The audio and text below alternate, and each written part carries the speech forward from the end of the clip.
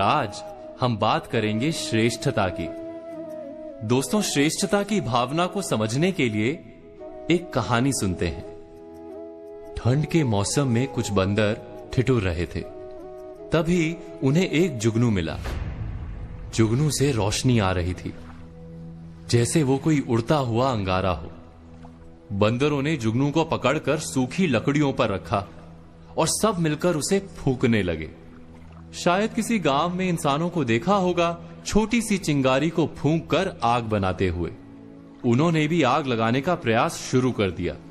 कुछ ही देर में जुगनू मर गया। उससे आ रहा प्रकाश बुझ गया। बंदरों ने दूसरे जुगनू को पकड़ लिया और फिर से फूंकना शुरू कर दिया। पास के पेड़ पर एक सयानी चिड़िया बैठी थी। बंदरों की मशक्कत देखकर चिड़िया ने बंदरों से कहा कि आप बेकार मेहनत कर रहे हैं। ये जुगनू है, चिंगारी नहीं। देखा नहीं मुझे जुगनू को खाते हुए? अगर ये आग होती तो मैं जल जाती। तुम सब बेकार मेहनत कर रहे हो।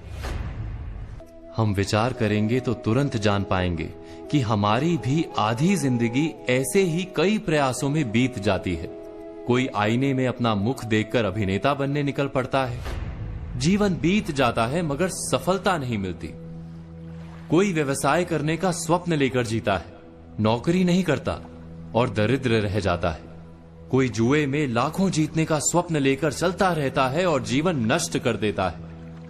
क्या हम सब आग की आशा में किसी ना किसी जुगनू को नहीं फूंक रहे?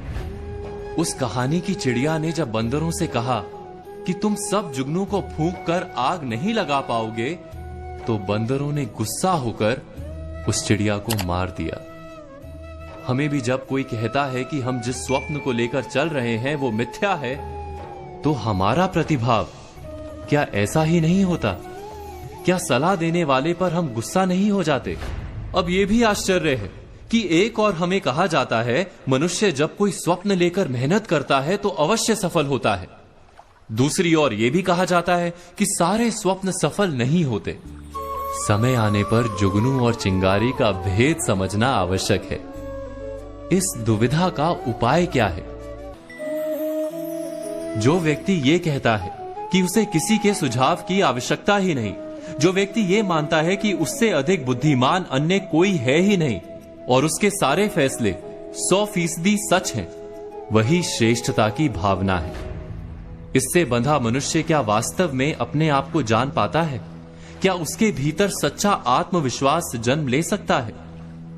कहानी के बंदरों ने चिड़िया को मारते हुए यही कहा था कि हम इतने बड़े और विशाल हैं, इतने ताकतवर हैं, हमें तुम्हारी सलाह की कोई आवश्यकता ही नहीं। इस मिथ्या भावना के कारण वो बंदर आज भी जुगनू को फूंक मारकर आग जलाने की कोशिश में ठिठुर रहे हैं।